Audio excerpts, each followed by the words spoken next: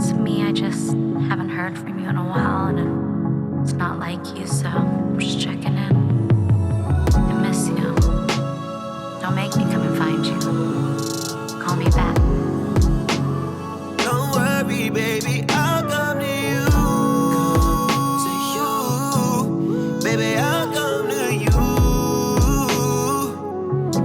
'Cause I can't be away from you too long. No, I can't be away.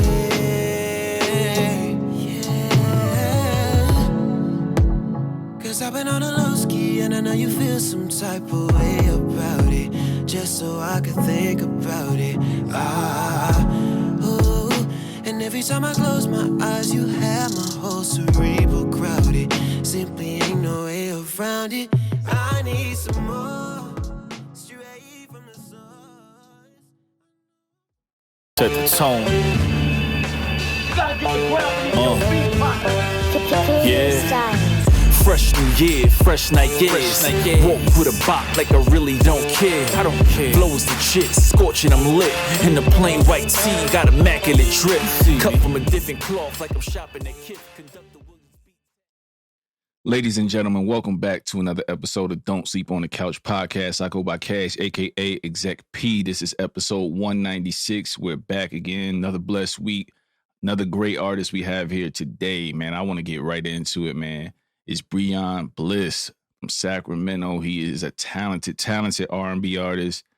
His management hit me up, and typically when his management hit me up, man, he 2 for 2 so far, man. And I fell in love with the music immediately. The music is great, but I definitely want y'all to get to know the man behind the music and all the things that he's doing to hone his craft, man. We got a whole host of stories for him to tell, and hopefully you guys fall in love with the music and the person as well and get some buy-in to the person. So without further ado, welcome to the couch for the first time, Breyan Bliss, man. What's going on? Thank you. Man, I cannot complain. I've been living a blessed life. And I appreciate you for having me on the show. You know, I know you take it very, very professionally, very seriously. And I'm just honored to be on the show, for real. Man, I appreciate that. Hey, man, how are you, man? Started a new year. We almost into the end of the first quarter, man. How are you so far with a lot of new changes in your life, man, for people that have been following you? Man, it's certainly been a lot of changes. Last year in 2022, you know, a lot of people were coming out of the pandemic and whatnot. And at the beginning of that year, I just really wanted to hit hard on the music. So I dedicated that year to just really hitting hard with the music. I had a bit of a hiatus. And so in the middle of that year, you know, we started letting some songs fly. You know, I started going outside a lot more, performing a lot. And that really just all culminated at the end of the year. You know, I got into my dream school, the 1500, founded by James Fauntleroy and Lawrence Dobson. Really just the X-Men school of music, you know? And that's how the start of my year, you know, just kind of catapulted. So it's been a blur the last like 5 weeks for me. You know, we moved down to LA. I'm here in LA now. And yeah, it's just something crazy and something new every single week. You know, getting out and just really like soaking in like what it means to navigate the music industry, learning as much as possible, expanding my craft, challenging myself, and doing things I've just never done before. So, you know, like I said, I'm blessed and I really can't complain because this is what I signed up for, you know, so I'm with it. Facts. So it's from Sacramento, right? Originally? Sacramento, California. Yes, sir. I was born in San Jose, California. I actually lived in New York the first 10 years of my life as well. So a bit of a nomad. I'll be just all over the place with it. Yeah. I've been in the military about 22 years. So Brooklyn, New York, Lower East Side, Manhattan, that's my base. But ever since then, these last 22 years, man, you catch me in one place no longer than 5 years. So I feel like a nomad as well, a man without a home. But New York is where I call home, man.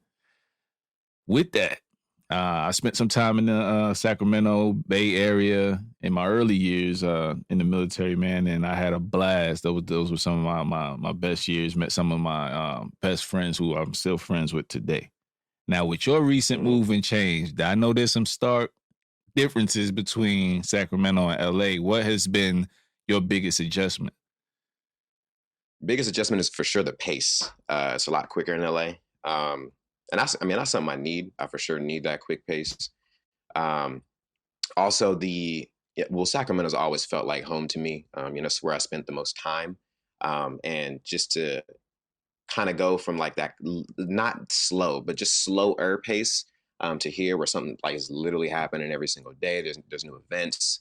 There's new opportunities. That's just for sure been the biggest change for me. But I'm adjusting pretty well. Like I said, it's definitely something I need. That quick pace. So that's for sure it.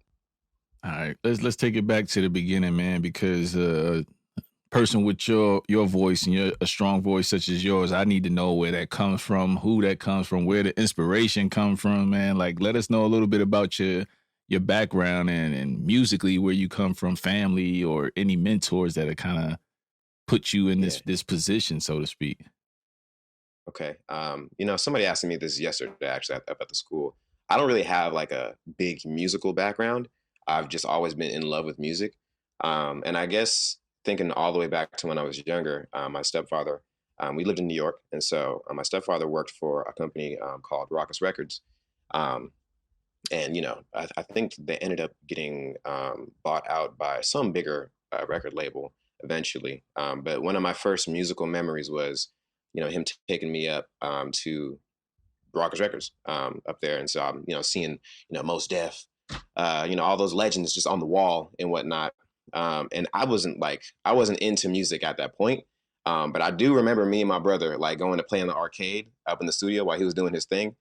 And so I think after that day, like I was like, oh, maybe music is something that interests me. So I started writing.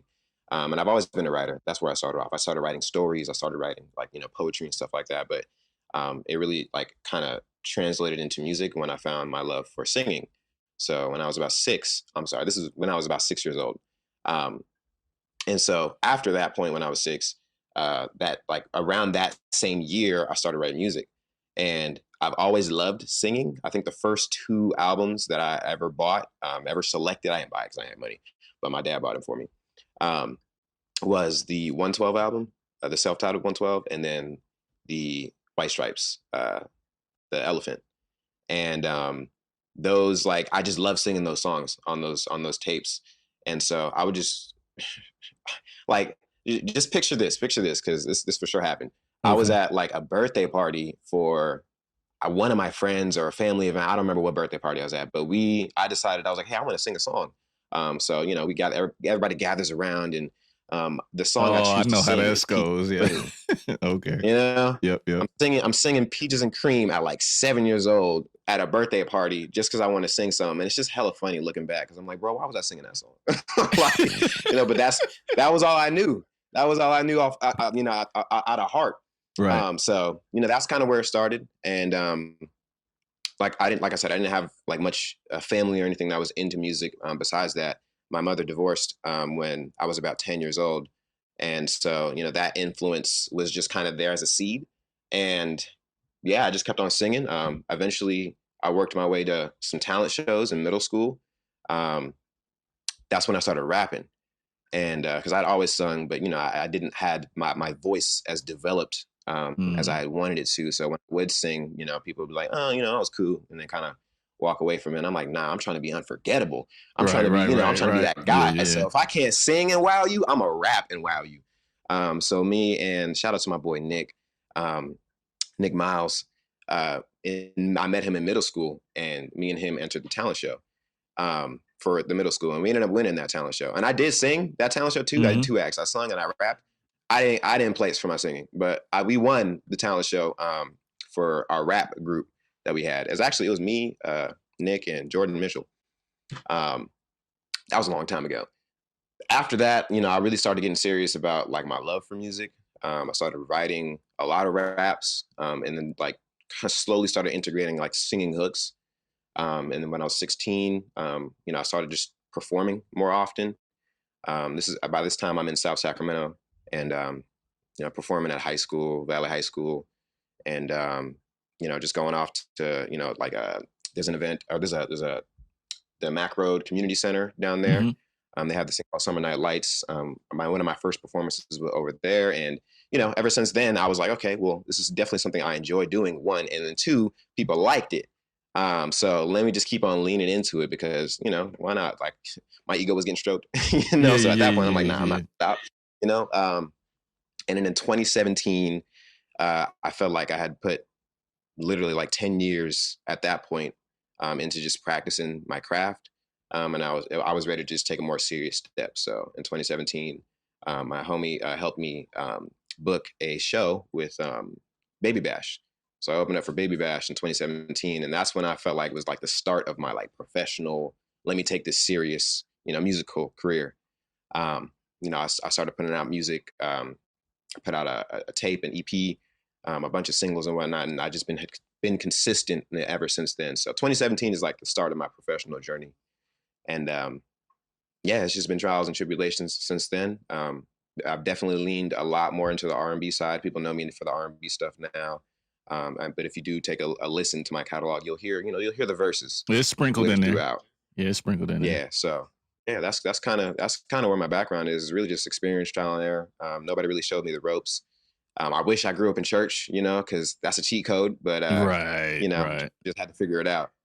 That's really it. right. So dope, man. Man, you didn't even know what you was witnessing with the Raucous reference, man. You just being a normal kid. I didn't. Man. Put Yeah, out some he of was that like he was an A&R over there too. I didn't even know. I had no clue. So it was Right. definitely something that I felt like it was it pushed me in that direction when I was there because that's a legendary place for sure.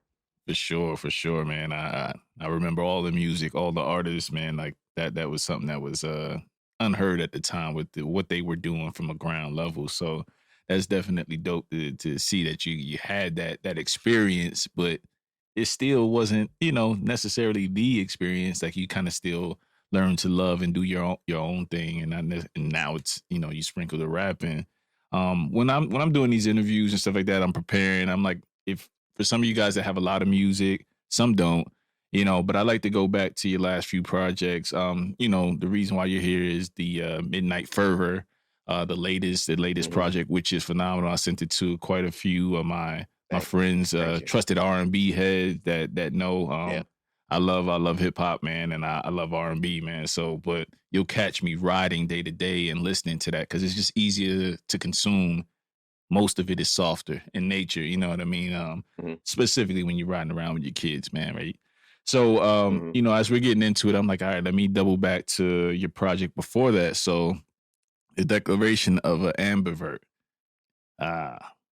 Man. So that was the introduction. So I started there, and then I got to Midnight Fervor, and the growth between the two is crazy, man. It's crazy, man. So you incorporate a lot more rapping into that one, but I still like a lot of the one you dropped in 2019, and I kind of want to talk about, what's the meaning behind the Declaration of an Ambivert? What was that project all about for you?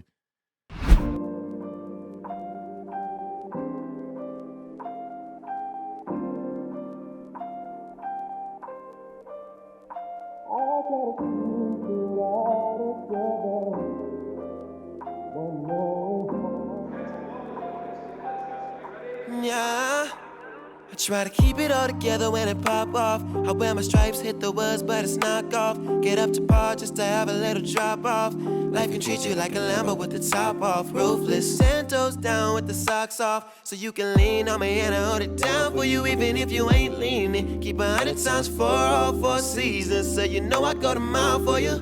In the process, I ran off all the demons behind me, but even so, I know they know where to find me. They told me fake it till you make it, so I took it to heart and mastered the art of fighting while I'm falling apart. Trying to make everybody happy is a miserable life. Been trying to make my mama proud, ain't been doing it right. Been trying to make it out of college, doing music at night. Nobody said it would be easy, but I can't help but stress. Keep it all in shake. Man, so my guys over there at King City, shout out to King City. That's family. That's family over there. They picked me up in around that time, 2019. It's been a minute, so I don't remember. I've been there for about 4 years now. It's a local label in Sacramento. And so we decided, we just need to do a project. And it was my first project under the label. Technically, my first project under that label was the second installment in a series I did. So it was Wilted Right Roses, but it wasn't it wasn't a full in-house production because it was stuff that I had written before I was with them. So that was like my first, like, okay, let me, sit down and, just, have Brian Silva's my engineer, sit down and, hear these songs, vet these songs. My guy, Louis, and everybody was really just in the studio helping me out with that project. The Declaration of Ambivert, man, I kind of, at that point, in my musical career, I know how to wanted to take it serious, but I wasn't just aware of the work that really needed to get put in order to do it full time. And in particular, I was always struggling with like my depression, my anxiety and my fears of just like stepping into it full time with like the bravado that I had to have on stage, with the confidence that you had to have with the music in order for that to fully translate. And like an ambivert is somebody with introverted and extroverted qualities. And I was forced to be on stage and do that because this is what I decided to do. So I just was struggling with like, balancing the fact that, I'd rather be in the house right now, chilling, playing video games, or like writing music, or, just being introverted. But I had that skill of being extroverted when I needed to, because when I stepped on stage, I commanded the stage. I've always prided myself in stage presence and, making a good show for the listeners. And so I leaned into that. And even when I'm outside as Breyan Bliss, like, I have to be extroverted because, the music game is a networking game. So I lean into that. But it's just, it's just funny because, nobody sees that, when they, when I step out as Breyan, like they see the extrovert and they think, oh, he's, he knows what he's doing. He's easy around people and whatnot. And little do they know, I have no idea. I'm just trying shit. So yeah, exactly. So that's what that project was about, just explaining and kind of giving people an inside look in my head. And if you really like look at the content matter for a lot of that, it is very like yin yang. There's a lot of like sad records on there, introspective records, and then there's some like brash and abrasive records on there as well. So and I kind of do flip between, and I play on the duality of my artistry, flipping between the R&B stuff and the rap stuff. Yes, and it really, and also it was just a stamp of like, I'm here and I'm doing this. I think that was the most involved project to date at that point. I had people come in and help me with the cover art and the art direction for that one. So yeah, it was just kind of just me explaining me, Yeah, and I can identify with it because, often in life we'll be put in so many different positions depending on your professional. Since if you're one of artists is still doing whatever you have to do to work your 9 to 5 in order to provide for you and yours. And I'm like, all right, cool. I'm a leader at work. I'm, in executive positions, you know what I mean? So I gotta be that confident guy. You know what I mean? But there's times where I go into work and I don't want to be around people. I literally want to be to myself, or there's times where I come home and I just want to relax, take a little breather before, I get around the kids. So it's like a lot of those things. Or sometimes I don't want to meet up with my friends. I don't want to go out for, a drink. And it has nothing to do with them. It has everything to do with I need to reset, need to recharge, and then put on that face to go out and be, a good friend when I'm around my friend, or a good leader when I'm around the people that I need to lead and stuff like that. So those are some of the things that I was taking out of there. Out of that project, a Weekday was a really dope one that I found. No Good, and then of course the introvert, you know what I mean, the play on words. So those are ones that stood out for me just as I was kind of listening to it, and it kept coming back around in my queue. So, but with that said, that was a very good introduction. The rapping and everything was dope. But then when I get to Midnight Fervor, this EP, man, I'm like, this is no disrespect to what was involved with this one, but I get it. It's different. it's different. I'm like, yo, wait a minute. He's really here. You know what I mean? So going into this project, what did you want to level up with Midnight Fervor? Like, what did you want to do different? So that's a good question, because I felt like I had a lot to prove at that point. Man, I got to think back. So this was in the beginning of 2022. I had stepped away from my label for a little bit, and at that point, I was ready to come back. And I was also in school at the time, and then I decided I wanted to drop out of school. So beginning of 2022 was really crazy for me because it was a deciding factor into how I got here, like in LA at this very point. In 2022, I was like, okay, I'm in school. I hate school. You know, I'm doing something I hate every single day. The themes that I was wrestling with on the Declaration of an Ambivert was still haunting me. So, you know, I want to lean into what I love to do for at least a year. I'm going to give myself a year to pursue this music thing really hard. And if nothing happens, I'll give it up. And that's what I told myself at the beginning of 2022. So I dropped out of school. You know, I started gathering up, you know, some of the musical homies to really hit hard. And at King City, you know, I was like, okay, it's time to drop a project. I had written a lot of music up until that point. So, you know, the 2019, I put out Declaration of an Ambivert.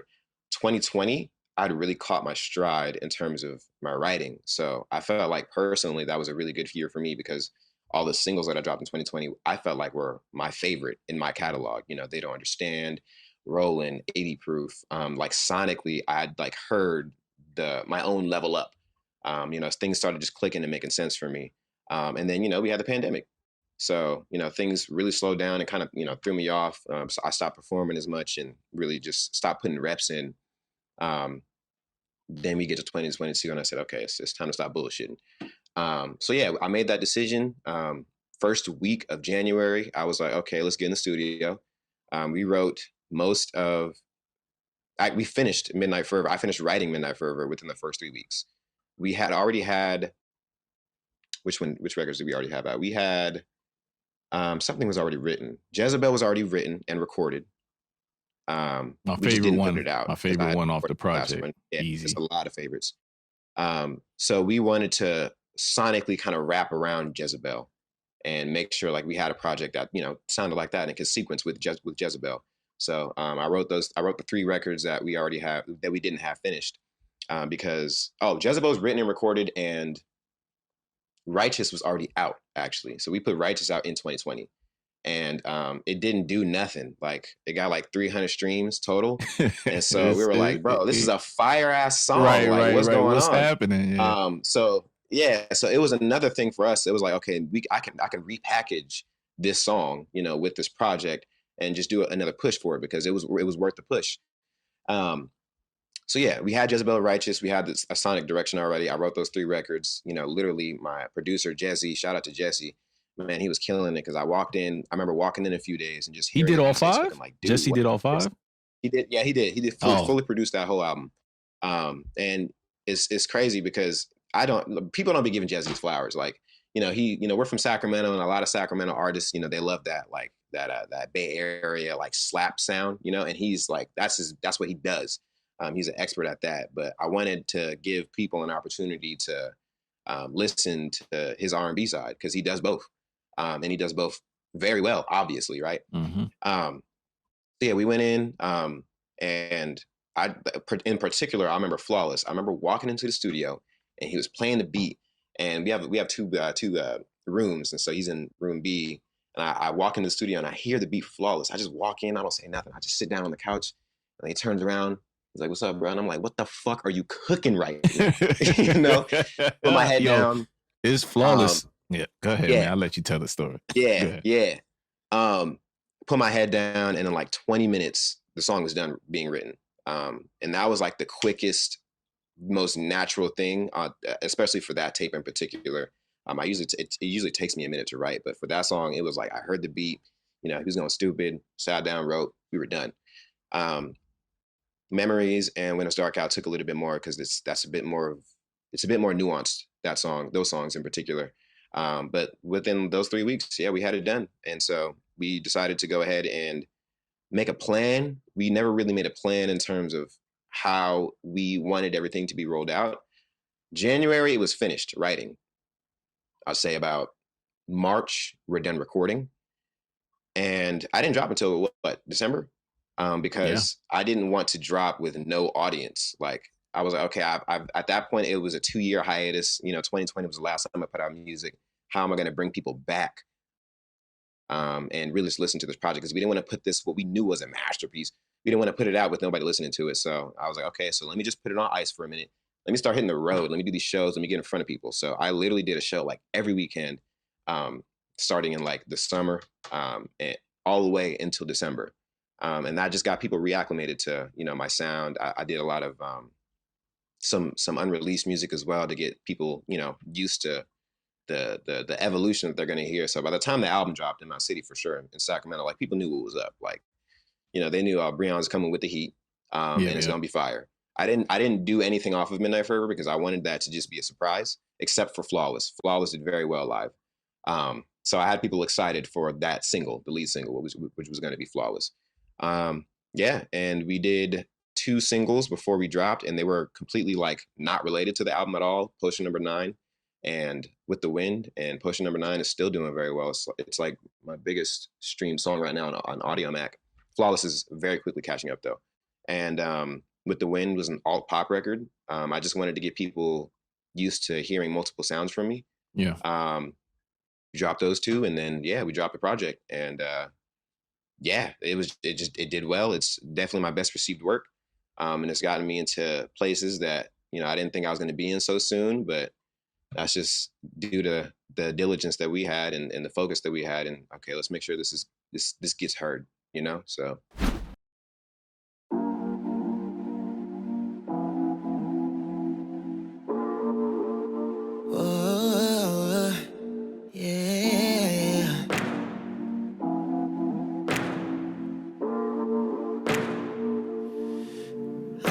Ashamed of your past. I'm not ashamed of your glory. Carried away your nostalgia when I'm recollecting our stories. Oh, there's tragedy wrapped up in our melodies, envy and jealousy. Recipes for mutual ecstasy and our complexities. And it don't make sense till you let me dive, then it gets intense. Yeah. Oh, Jezebel. Things I said I wouldn't do, I did for you. This love is beyond reason. Your passion is my weakness, but at least I know it's true.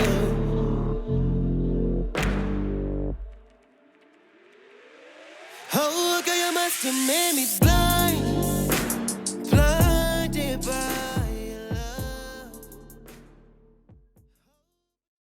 Yeah, I'm a fan of the nuances of the music. Sometimes it's to the detriment because you know how, as a listener of music, if you make music, you listen to it a lot different. You know what I mean? But when you do hear something that's particularly done well, is where I can put this project on and it. You know how a movie just seamlessly keeps moving forward. There's no hard stop and start to this project. Jesse and you, I'm not sure. I mean, whatever the team did to collectively like kind of opt to not make these short records. Like every record on here, 4 minutes, 30 seconds. 3 minutes and 30 seconds is the shortest record. Y'all let the music speak, the transitions into the next song. And at times I'm like, oh shit, am I on another song yet? No, I'm still on the same song. Or I'm on track 2. Like I could just let it rock out. And that's what I appreciated the most about this one. Is just like so many different sound beds, but they all fit together. I could see where it's not a random voice in the sample, or I could like, those are the type of things that I appreciate as a listener, and you know what I mean, and what you guys did there. And it's 22 minutes, 5 records, like some old school R&B, but new, you know what I mean? And it more it reminded me of and not to say you sound like this guy, nothing like that, but we always do the comparison things to become familiar with somebody, or to say, yo, go check this new artist out, and then you got to give a cosign of who you sound like, just so that this person can make that a priority to listen to fellow music lovers. So I sent it to my man. I'm like, yo, to me it feels like he sounds like Black, but he's not Black. You know what I mean? Like that's what I got from when I first listened to Black, to where I just let the joint rock out, and I became a huge fan of his music. He hasn't dropped in a couple years, but that's the vein that I got first time listening to you. So that's job well done on that, man. Thank you. We definitely prioritized the flow of everything. Me and Jesse knew that we wanted to literally like make a movie. That was the goal of it. We wanted to make this movie. We wanted to make it so you can play it top to back, and just vibe the whole way through. Um, and we definitely knew that it was going to be more than just, okay, like let's put 5 great songs together.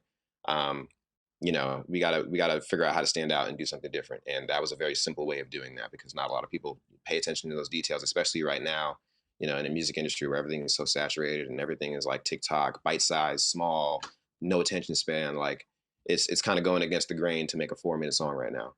um, and so shout out to Brian Silvers, is our head engineer, for just trusting us with that. And one, trusting us, and then two, mixing the hell out of it, because he definitely, it sounds flawless. Yes. So it was definitely a team effort. Um, and we had Mo in the studio, which is our I'll say our executive assistant. He does a little bit of everything, kind of just vetting the records as they go. So yeah, it was a big team effort, and I think if we didn't make the conscious decision of like let's add those transitions just to make it more cinematic, it wouldn't have the same impact. So I'm definitely glad that we took our time with it, because like I said, the records were done in March, and we didn't like, there were some songs that we didn't like add those transitions to or edit until a little bit later, like September. We had multiple masters back for the song, multiple mixes back. We probably had 7 mixes back for about each song. So those are the things that people don't realize that goes on behind the scenes. Because once people get the first master, like, oh, it's cool, but my engineer in particular, Brian, like, he's a really good ear. So small things that I wouldn't even think about, like, oh, the low end for Jezebel could hit harder, so let me add a supercharger to the bass line. That's genius to me, because I didn't think of that, but Right, it adds to the song. So those little things, and all the time that we took to be patient with the record and really make it perfect, I feel like that's what really allowed it to float and just kind of float to the top. Yeah, it's crazy that you talk about that low end piece, and I know we're gonna get in the nerdy piece of this for people, you know what I mean? But who cares? Like, oh, I can see we're both music lovers. That low end, so when it drops out on Jezebel, like that brief moment, and then it comes back in the whip, sounds phenomenal. You know what I mean? But like that's Right. that's what most people should strive for in terms of sound, and again, a lot of independent artists like that don't have the the ability to get, what you got in terms of working with a team like this that believe in you. They're doing it themselves and doing the best that they can. But, when you're wanting to be recognized and wanting to be on equal playing field with people that are in the industry, so to speak, because at some point, to me, you got to play ball. If you got to be in it, if you want to be in it, you know what I mean? And you need to sound a certain type of way. And that's what I kind of came across with it. It was like, yo, this is fire. But I want to go back to the beginning, something you said earlier with kind of picking up, moving, 1,500 or nothing, going to the academy. I'm familiar with that academy. I'm familiar with Ren and James Fauntleroy, like what they do musically, working with Nipsey and just kind of starting that school.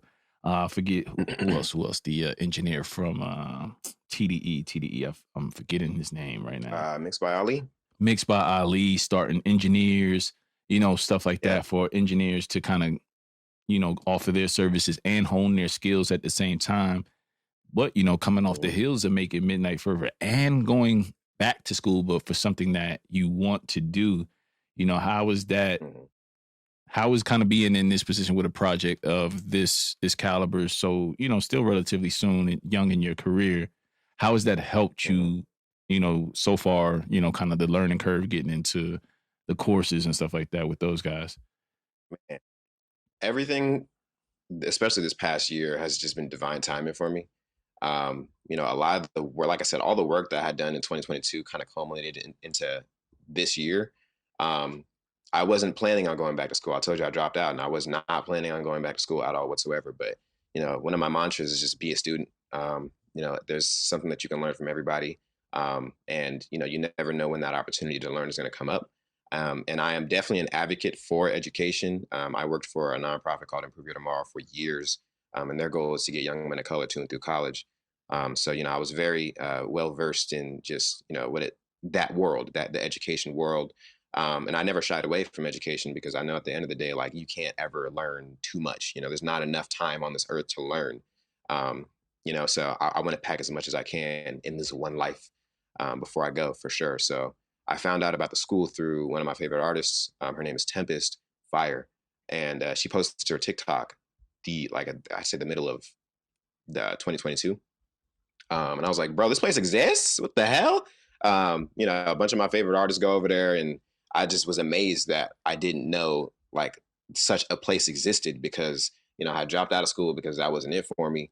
But if I knew this type of school was like the perfect type of school for me, like a music school where, all of the people who are in positions that I want to be in, like where they frequent, I would have been there. I'd have been there 4 years ago. If at that point my resume would have let me in, because you definitely got to get vetted. But regardless, I felt like it was a perfect time in my life to be shown that, because I knew that was somewhere I wanted to go. So I thought about it, like I say, about like September-ish, July-ish.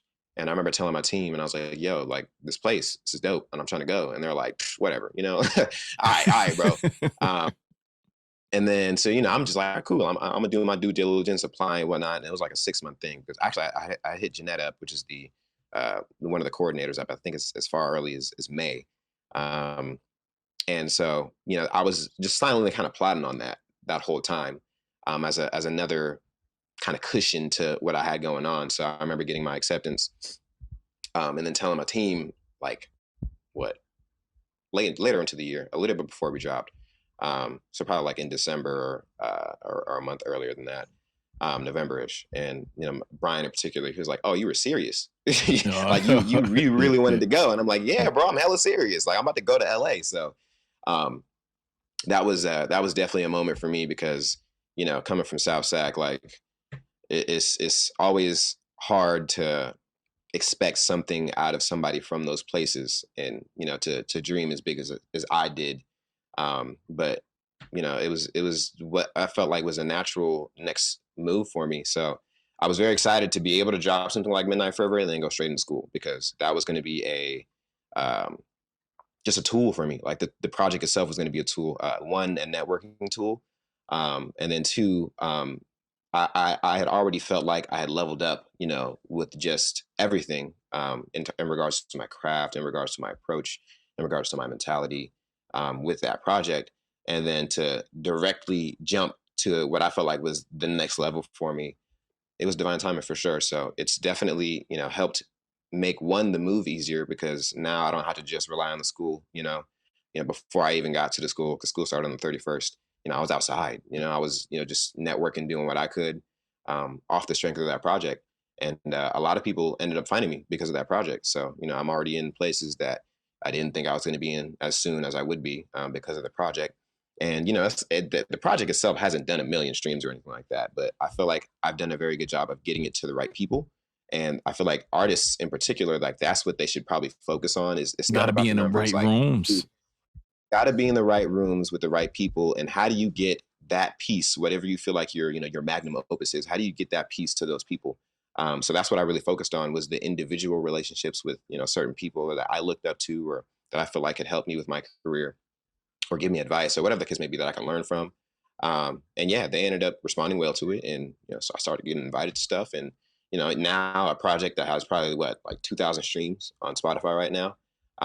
It's gotten me to a place like the 1,500, because that was something that I submitted in my resume. It's gotten me into, places with artists that I've been watching for a long time now. So I get to write for these people now. So the music is part of it. All right. Yeah. Give us a little bit of insight behind it for people that may want to, check it out, because again, if y'all don't know who the founders of this school is, like, they got some heat, and some crazy history in this game with some of your favorite artists. So what's the vetting process like? So we there's 2 rounds of interviews. And honestly, I always tell people, like, it almost felt like it was too good to be true for me, because it was very easy. But that is purely because, like, I was already doing the work. I was already doing work that I needed to do, especially that year in particular. So that was a very good year for me to apply. For the first, they have you upload basically an EPK. It's your musical resume. So, it shows that you've done, videos and footage from that show, your music. There's a few like prompts for you to answer about, you know, your experiences and where you plan on going with the music and what you plan on doing. So that application gets looked at, I think, by Doug, who's the head of admissions, and then Doug then schedules an interview with you. So we sit down and via Zoom online, and he takes you through a few questions as well, asks you specific questions about one, your resume, and then two, what your future in the industry, what you want it to look like. They were very easy for me because, like, you know, I was in LA at the time, and I was, you know, I'm from Sac, so I was in LA at the time doing a show when I sat down with Doug, and so I was like, oh yeah, my bad. I was outside on a park bench, so I thought it was gonna mess with me, but it was okay because I was like, yeah, I'm outside doing a show right now. Sorry, you know. But that shows that I was already like I was You in moving? in Yeah, flow. I'm busy. I'm You know busy, what I'm man. saying? What's up? So yeah, I'm doing it. I'm doing it exactly. So I'm pretty sure that helped. It was a very easy interview, 15 minutes. I don't remember all the questions because I was so excited to be in the interview. I kind of blanked out, you Yeah, know. yeah. But just basically like, you know, what's your experience? What do you plan on doing?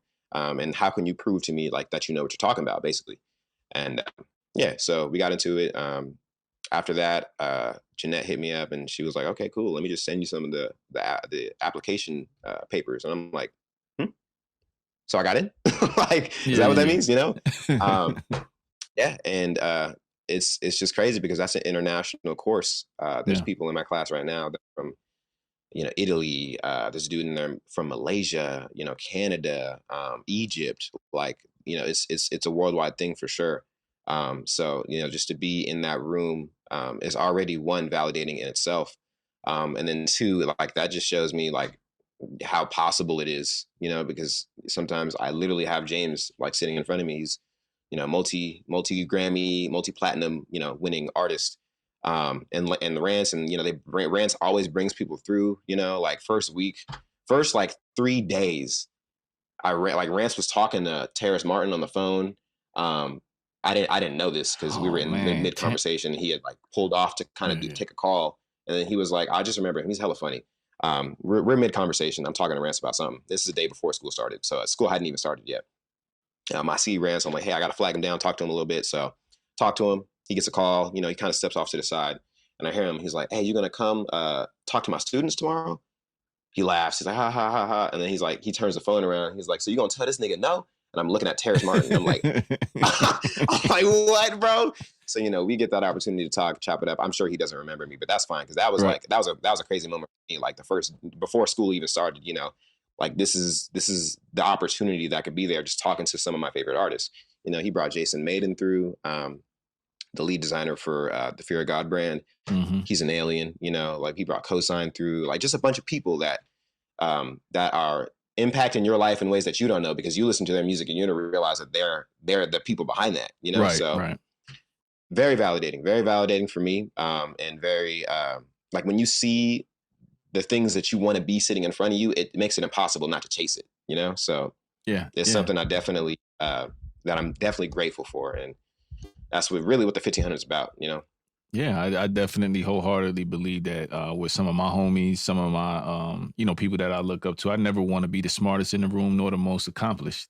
You know what I mean? I always want to Right. have something to you know, motivate myself to get to, you know what I mean? Whether that's just a status thing or monetary, whatever it may be, you know, that motivates, you know, me at the time, you know what I mean? I definitely always like to be able to level up, man. So that's dope that you got into the school, man. What are some things Man. that you hope to accomplish with while you're in there and making your connections? Is, I mean, I know this project just came out December 9th of last year, so you have some time. Are you one of those artists that like to work fast and capitalize off of the success of this project, or are you just trying to settle into the school and kind of come out with something, you know, later on this year? I look at everything as an opportunity, and I don't have to rush my opportunities because I'm in a place that provides so much, and not just being in the 1500, but just being in LA. Like being in LA, and having the skill of networking that I do have. Yeah, it provides a lot of opportunities. So I'm not necessarily in a rush, but I do quickly want to capitalize on those opportunities. So I am, like I said, I am always, you know, outside doing sessions with people and just trying to network horizontally, because I feel like a lot of people get wrapped up, especially in LA, they get wrapped up in trying to punch up, and just try to reach the A-list level of people that they feel like they can help them out. But for me, it's definitely a lot more important to just network horizontally, because it's a lot easier to work with your peers, and just sharpen your blade that way. So the people in my classes, the artists that I look up to that are closer to my level, that's who I'm really focused on working with right now, because we can grow. I'm growing still. I'm not the best artist in the world right now, so I got to make sure that I'm making sure I do my due diligence to get there, and that's a part of that process. But I will say, Rance in particular, like, he is very like, go get it right now, and so that's definitely being drilled in me. He's trying to kind of condition everybody to drop their fear, and just like go get it. So that's also something that I'm keeping in mind, as I navigate around here. But I'm not necessarily in a rush, and I think that's one thing about my temperament that I really do enjoy, because I know that this is going to be a lifelong journey for me. Music isn't gonna, like, it's not something that I want to be here for 2 years and then like dip out. Like, it's going to be something that I dedicate the rest of my life to. So if I'm going to ask God for something as crazy as a couple plaques, that's not something that everybody has. I'm gonna have to do the work that not everybody is willing to do. So it's a road less travel, man. Road less travel. Yeah, the road everybody wants it so quick. And I don't know your manager per se, know him, but like I know him off of interacting with him on Twitter. Pretty solid dude. Seems like that, and that's kind of what we're trying to do. He mentions Nito. He mentions you. We have a platform. We're not doing astronomical numbers on streams every single week. We do all right. You know what I mean? But that's where you're meeting people where they're at and trying to cultivate this thing, because I feel like, yes, you should want to aspire to be on a Breakfast Club and get your music out. But until then, there's a whole lot of Don't Sleep on the Couch podcasts, Hip Hop Gems. There's a whole lot of all these different type of platforms or people that's doing the same things, and music lovers that they rooting for you. They want to get your stuff out there. But we got to network together instead of always, like you said, trying to punch up. You know what I mean? Sometimes I feel like the people on not necessarily on your level, I hate to put it like that, but people that's working as hard as you, the music is more likely to come out. Number one. They care a lot more than somebody that's not even going to help you promote it. So you can have a easier grassroots level movement in your music with people that are just maybe on social media that rock with what you're doing and seeing your stuff, being vulnerable, posting that, hey, I'm leaving Sacramento, I'm going to pursue this dream. And now people are following whatever you put out as a result of your dream as you keep them updated. So it's like little small things like that, man, that help go a long way. So I'm glad that you're approaching it that way and really putting the quality of the music over the quantity that in this day and age, people are, it's like a little tug of war, man. You want to stay in the forefront and not lose people, but you also, every time you come out, I think you want to knock their socks off with, wow. You know what I mean? So I mean, let's talk about that real quick, because that's a big conundrum that, us as artists, like we talk about on social media every single day. My formula so far has worked better when I sit down and like just craft something that I know is going to cut through the noise, because when it cuts through, it's going to cut through for a minute. Like, that's forever going to cut through, I could play Midnight Fervor, 3 years from now, and I'm sure the R&B space will still appreciate, if they haven't heard it, they will still appreciate that, over, like somebody that's, putting a song out a day. And I'm not knocking the song a day, structure, the rush structure. I just feel like it really depends on what type of artist you are.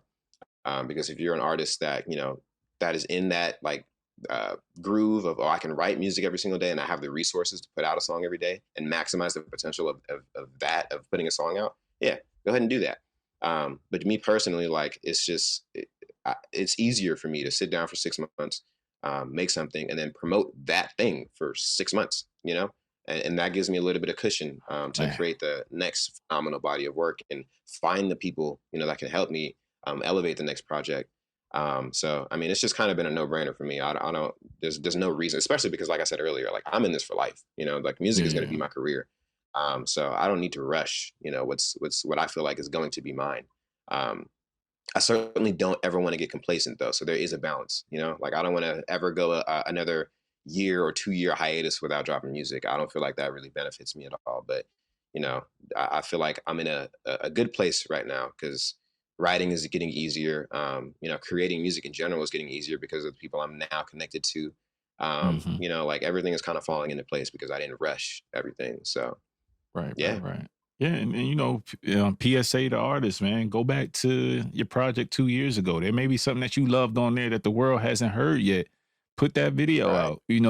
Go do a verse performance. See how it does. If people like that verse, then all right, now it may be time to do an actual video for this. You know what I mean? Do something as simple as you did recently, a couple weeks ago, or a couple days ago, where you had the guitar, it was hooked up to whatever y'all hooked it up to, and you had the mic in the roses, I believe, and you just was going off, just singing on what you felt at the time. You know what I mean?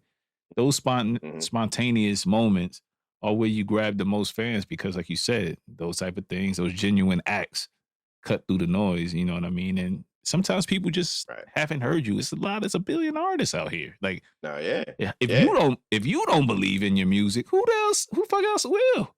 Dude, if you don't have millions of song or streams on your song, you still have a lot of opportunity to push that song. And if it's a great song, it doesn't matter how old it is, especially with the advent of a lot of different social media stuff popping up, like TikTok is blowing songs up that have dropped in 1970, like the Fleetwood Mac joints and, like that stuff is very possible.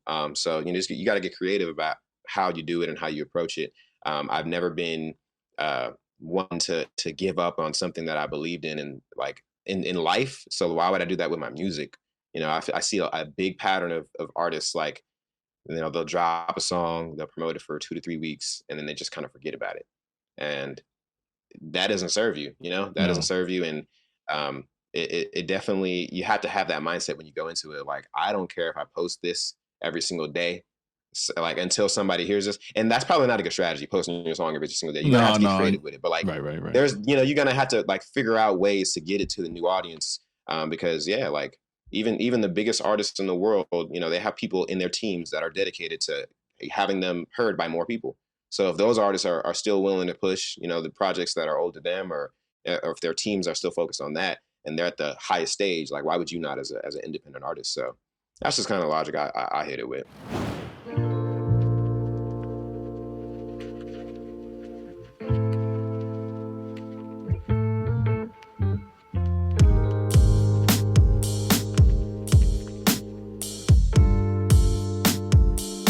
I only see you in the charcoal dawn, a darker night, where all of my will to fight is sacrificed, and all of your darkest wishes come to light. This shit is so ritualistic, superstitious. Now I gotta pour it over open mic. Now I gotta exercise a poltergeist. Now I gotta fix a heart I didn't break. Now I gotta stumble over new mistakes. Now I gotta bite my tongue or speak my mind. I keep my ground, you paint the sky. I traded lows for risky eyes and didn't know if it'd be worth it. Nothing about us ever certain, baby. Certainty for you and I.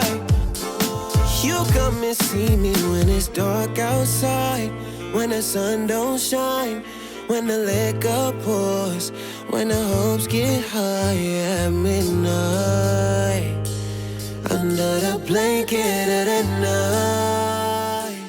You come and see me when it's dark outside. All right, Breyan, man, it's been a really good talk, man. I've enjoyed the time that we had together, man, and anything else that you got coming forward, man, definitely feel free to reach out. I don't care if it's just, hey, man, this is dropping just as a reminder, because it's a billion people posting stuff all the time, and sometimes the algorithms are just not your friend. You know what I mean? But with that said, man, the rest of 2023, man, do your thing, man. Keep making great music. Keep being deliberate about your approach and how you want to reach the people, man. And I can see the sky being the limit, man, and definitely being in LA with all them. I don't know if you're single or not, but with all Baby, those. But though, you got a lot of opportunity out there to kind of just really, network and do your thing and come up with more Jezebels and memories. And when it's dark out, you know what I mean? And just live life, man, because if you don't live life, man, the music won't reflect it. So, man, that's all I got to say, man. Any last words for, our listeners and just people that are a fan of your music? Man, I just want to thank you, Cash. I mean, I am very happy that my music has brought me to people like you. This is what it's all about is, finding people where they're at and, making a connection with those people. And so for me to sit down in front of you and, just have this hour-long conversation that I really enjoyed, that wouldn't have happened if I didn't take the chance and, craft what I felt like was something dope enough for you to relate to.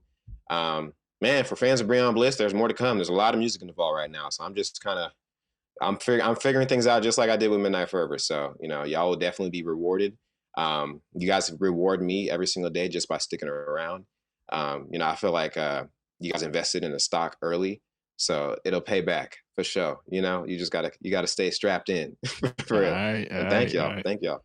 Y'all can find them on, both social media platforms at Breyan Bliss. It's all together. So simple enough for you guys to go find. Go download, go stream, and then go buy Midnight Fervor.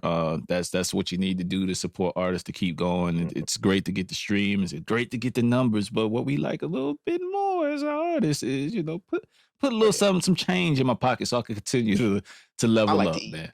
I just want a sandwich here and there, some. Yeah, definitely. So go buy the project. You know what I mean? If y'all a fan of Don't Sleep on the Couch, go rock with patreon.com/DSC_podcast.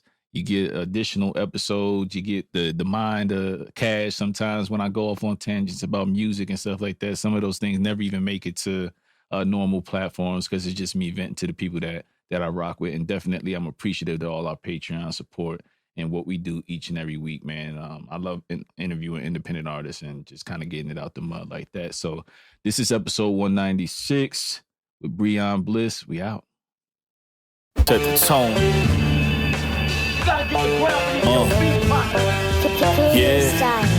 Fresh new year, fresh night, walk with a bop like I really don't care. I don't care. Blows the shit, scorching, I'm lit. In the plain white tee, got a Mac.